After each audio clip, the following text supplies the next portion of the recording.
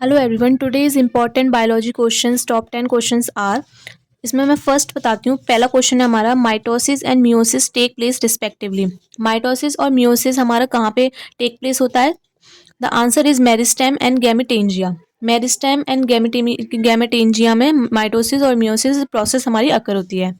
Next question is, a triploid nucleus can not undergo meiosis because.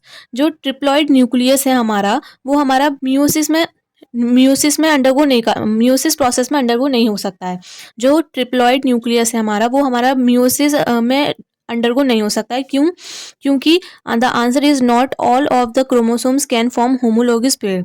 क्योंकि जो सारे के सारे जो क्रोमोसोम्स हैं वो होमोलोगस पेयर्स को फॉर्म नहीं कर सकते। इस वजह से जो ट्रिप्लॉइड न्यूक्लियस होता है वो म्यूसिस प्रोसेस में अंडरगो नहीं करता।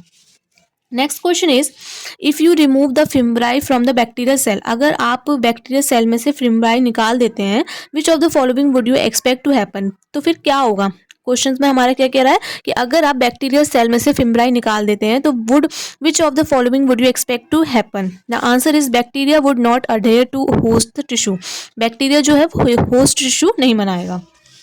नेक्स्ट क्वेश्चन देखिए, cell recognition and adhesions are the facilitated by the components of plasma membrane.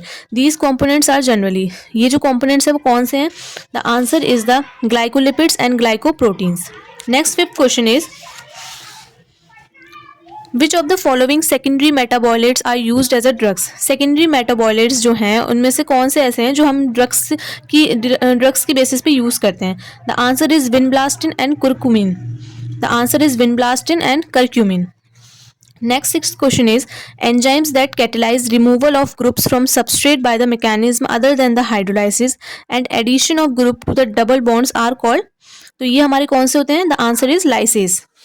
Next question is, maximum cytoplasmic growth occur in. ज़्यादा से ज़्यादा जो साइटोप्लाज्मिक की ग्रोथ होती है वो कहाँ पर अकर होती है? The answer is G2 phase. G2 phase में साइटोप्लाज्म की ग्रोथ मैक्सिमम होती है। Next question is, gas vacuole is present in. जो गैस वैक्यूल्स है वो हमारे किस में प्रेजेंट होता है? The answer is blue green algae, purple photosynthetic bacteria and green photosynthetic bacteria.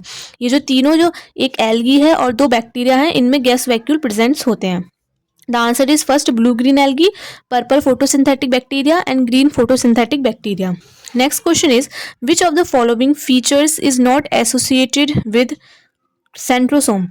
इनमें से कौन सा ऐसा फीचर है जो एसोसिएटेड नहीं है सेंट्रोसोम से? The answer is the lipid bilayer covering. Lipid bilayer covering जो है वो हमारा सेंट्रोसोम से एसोसिएटेड नहीं है। Next and last question is, which is the site of the DNA and centriole duplication respectively. इनमें से कौन सी डीएनए की साइट है और जो सेंट्रियोल का डुप्लीकेशन होता है? The answer is nucleus and cytoplasm. ठीक है, तो ये थे हमारे important biology questions. Stay tune to my YouTube channel.